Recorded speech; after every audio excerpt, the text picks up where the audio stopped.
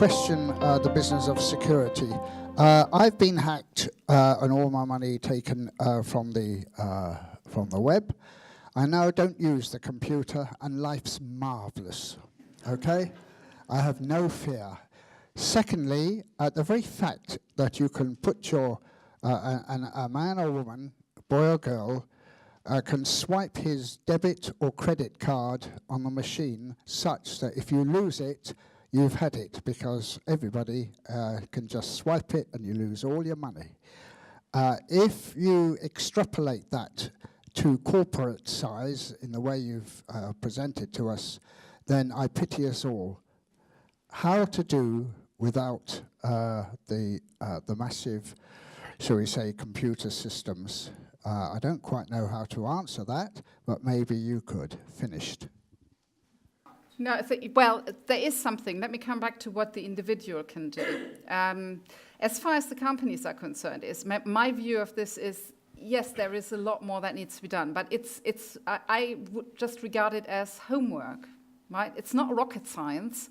There is, first of all, a lot of homework to do. And yes, we can, of course, a bit more rocket science can help as well. But most of these problems, and if you look at the kind of, when GCHQ, for instance, CSG, which is the information assurance arm of GCHQ, publishes the vulnerabilities that were exploited by successful attacks, the statistics basically show that 80% of them could have been prevented using fairly standard, fairly basic protection mechanisms, right? So the problem often is that either they are not deployed or they're not deployed correctly because they are too complicated. So if we could basically make things easier and have better feedback as to whether something is really set up and configured correctly, that would take care of this. Can customers and do something? I think there should be. I've become a big fan of, this is going to sound really radical, very, non-capitalist, but I think really we need, consumers should unionize more and they should push back more. And there are signs of this happening. So the consumer associations, for instance, like Which in this country, publishes their opinion of which online banking services they think are properly secured and are not.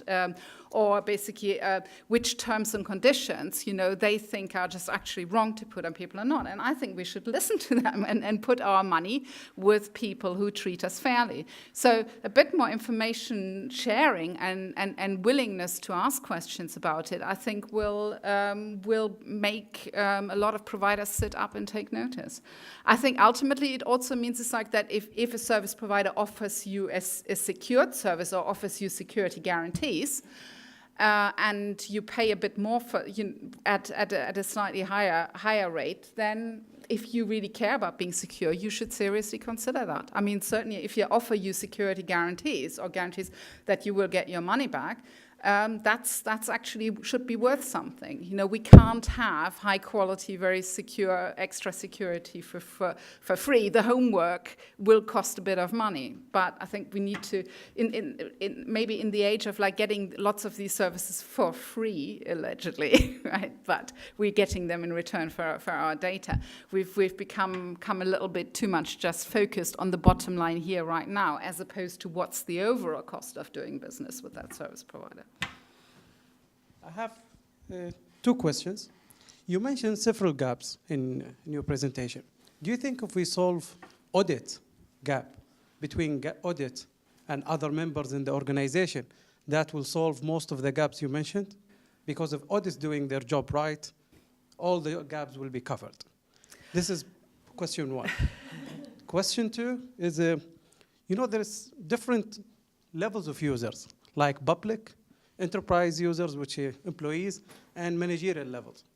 Do you think we should split them as a research and guidance and policies in terms of usable security? Because the system they're using is different, the environment is different between a company inside the company or you are using from your home. Let me take the second question first. So definitely targeting targeting the advice that you're giving, and the advice you're giving should be relevant to systems that they're using. But as far as the managers are concerned, it's really their role is really much more is to understand. Is they have to be the ultimate arbiter of how to best fit security into the business. And it's simply that by engaging and having that conversation with the security people about, because sometimes something that the employees complain about as very, very difficult or getting in the way of business, sometimes just moving that security check to another point in the process where it doesn't disrupt a very, cognitively intensive task or something, or where they get at a point where they face lots of other competing demands. Sometimes, that can be fairly simple, and we're only finding those solutions by really getting the people who in detail understand the business process, and the people who understand what the security threats are and what the options are for mitigating them to work together. So certainly for, so I think definitely targeting. So the first question was about audit. I think you've hit on something here that I've actually said in the past is it's another gap is we're not linking up various bits of information that are available. So if we treat audit as simply a tick box exercise and then say, yes, everything is fine, right? I mean, first of all, we have to, the audits should really go away from just ticking boxes and to testing capability. At least doing spot checks in terms of testing the capability, right? I mean, if you're doing backups because you want to make sure you can still get the data back if somebody puts if somebody manages to whack your server, then you should actually test that you can get the data back and not just saying, okay, have you shipped the backup tape, right? And actually, interestingly, funny things have happened with passwords on that count, right? That the backup tape came back, and then nobody could remember the password for getting the update, and you couldn't get the data back because of that. So, so I think basically we've got to move more to capability, and then when the audit finds things, that should really be feeding forward into the constant reviewing of the system, of the risk management that you have. You should really be learning which of your risk management methods are effective against what, which ones are causing problems, and therefore you need to review them. But also you should be looking at what are they costing you. Right? Well, how much staff do you have to employ to keep them working? How much time of your production-focused staff is being siphoned off? If we're not basically learning those things, then we can't improve. So that would be my answer: is we could use that investment a lot better. Excellent. Okay, a question from Cami. What do you think of the Windows Hello biometrics approach backed up with a PIN? I think that's a very silly idea. We've talked about passwords here a lot. So we're assuming this biometric isn't totally useless, meaning most of the time when I try to authenticate, it will recognize me. So we forget we are actually even less good at remembering strings of numbers than we are at remembering strings that involve letters. So if you happily use your biometric for 3 months and then you fail, remembering the chance that you remember the PIN is very low. So unless we go and immediately or say it's we accept this is a sticky plaster solution, and so please write your PIN down somewhere where you can go and look it up if you need it. It's not a good idea at all. Hey, Cami. Professor Sass, you're a woman after my own heart. I'm also a cognitive psychologist who had to go into computing to make some money. I'm as passionate as you are about this. In fact, I've been in security twice. I left originally because I got so tired of arguing with people about what they were forcing users to do. And the people put round where I live can tell you about the lectures I've given in Tesco's queues about how to protect your debit card from... So a good friend of mine at work, a colleague, we all work in security, he put it to me, I think he might actually be a UCL graduate, he put it to me a while back that one of the big mistakes we make about passwords is that we're forced into this thing of, use a special character, use a number, And although I can't follow the mathematics, I don't have the background to do it, he explained to me that the entropy is actually increased more by the length of the password than by the number of than by the range of characters using in Yes, the position. that's correct. So out of this, I built a lovely password strategy I've been advising people on, which is think of songs you like and use lines from them. Then when you need to change it, you use the next line. And of course, because that speaks to semantic memory, it becomes much, much easier for people to remember it. So my first question is, I wondered what you thought of that. And my second question, just while I've got the microphone, was I'm just really surprised. I agree with you that instead of forcing this onto users, we should be looking for technological solutions that make their lives easier. And I'm really surprised you haven't mentioned the simple device of a password vault, which I couldn't live without. Mm-hmm. Yeah. That's true. And take the password vault first. Yes, that's true. And a lot of people couldn't cope at all if they didn't have a password vault or a password manager. If you do this in a work context, it varies. Some companies allow it or encourage it, but it's not allowed in some contexts. So it's not necessarily a solution for everyone. But yes, it's if you can use it, do. But of course, be aware that if you forget the access to the, you're going to spend several weeks getting all your accounts back. So that's basically weighing. You need to weigh those two things. So making the password longer. Yes, of course you can achieve the entropy. What we are certainly finding is, in terms of the workload involved, is making the password longer, of course, increases the likelihood of failing on the entry, of not entering it correctly.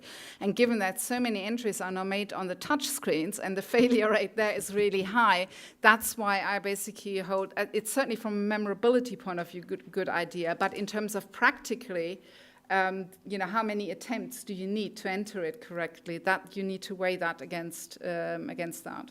A lot of people aren't very accurate at the way they hit the soft keyboard. And again, I think here technology could help, because it's very clear that the way how we mishit the keys is idiosyncratic but systematic. And so if the device could learn about how you mishit the keys, it needn't be a problem, and it would in fact be an additional biometric. Sort of one-step, two-factor authentication those are the types of solutions we're looking for if you want to retain a knowledge-based element in it. Yeah. Thank you very much for a really interesting talk. You mentioned there are various gaps between cryptographers, developers, stakeholders. As somebody who works in usability and security when I can, are there any gaps between what we understand as usability people and the security requirements? Or I think we should understand users because that's what we're supposed to do. That is a good point. So we've got to, you're going to make a better, the way of how you convince security people is we've got to learn a lot about security principles and about the argument and the reasoning. And we've got to learn a lot about what the evidence is for what works and doesn't work. Because if you can ultimately show that actually this thing is not just, it's not just what you're proposing isn't usable, it also will ultimately undermine security. You get security people's attention a lot faster. The other thing that I think we could do better, a better job at is to not accept the job of just dealing with the user interface. I think we should talk to them about that users have goals and requirements, and I think we should do more of the research where we actually tell the security people what it is that the average consumer and citizen out there worries about, and show to them what it actually is they understand and respond positively to or not, as a way when they're guiding, when they're thinking up their security solution. I think it's we're not at the moment, we're making not enough input. So the kind of things that the ordinary citizen and consumer worries about is often quite radically, if you basically draw, in fact, Cami yesterday gave a fantastic presentation about this, where when they ask ordinary people what are important things you have to do to stay secure, the number one of security experts wasn't on the consumers list at all, which was keep your systems updated, But again, is that easy? Do you spend too much time doing it? So if you're on the one hand then saying, okay, people are not really thinking about updates, what are they worried about? First off, because users are much more likely to pay attention and to try and do the secure thing if you are addressing security needs they care about. So if we could talk to the security people about that, and then also to push back, which is Kami's actually argument in terms of saying, basically the functionality is like, don't just talk about security. Doing the updates has many other benefits for your system, or if it's done properly, it should have many other benefits for your system. And so talk about utility and functionality and not just security. So I think we can teach them quite a lot really to bring them back really into the fold and become a well-liked member of this overall community, technology community we're working in. I think they've just been a little bit isolated in the corner.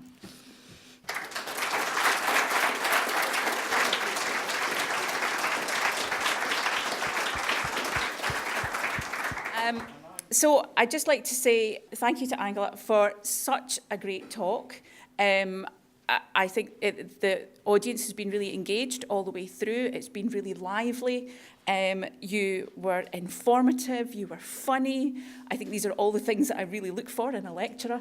And moreover, it was a topic that's really incredibly relevant to every single person in this room.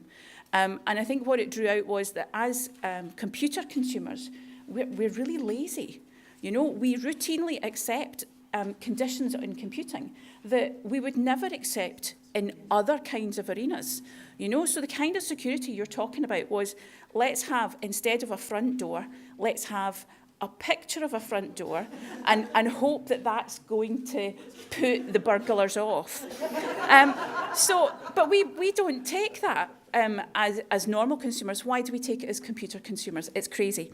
Thanks to Angela, a great ambassador for interesting research in computing that brings together a number of disciplines in one person, as it happens, but also collaborating with other people. Research that has a real impact on society, stuff that matters to us all every day. And importantly, because this is the Karen Spärck Jones Lecture, it's done by a woman. And Karen Spärck Jones said, computing is too important to be left to men. So it's not that men can't do it entirely, of course not, but you just can't do it alone. So one thing I'd like you all to think about tonight when you go home, 27% of GCE students are girls, 27%, okay? 17% of students who are going to university to do computing are girls. These numbers are not high enough. What can you do to go home and enthuse the women that you know to tell them about computing, what a great job you could have in computing, and what a fantastic time you had at the lecture here tonight. Okay, thank you very much, Angela.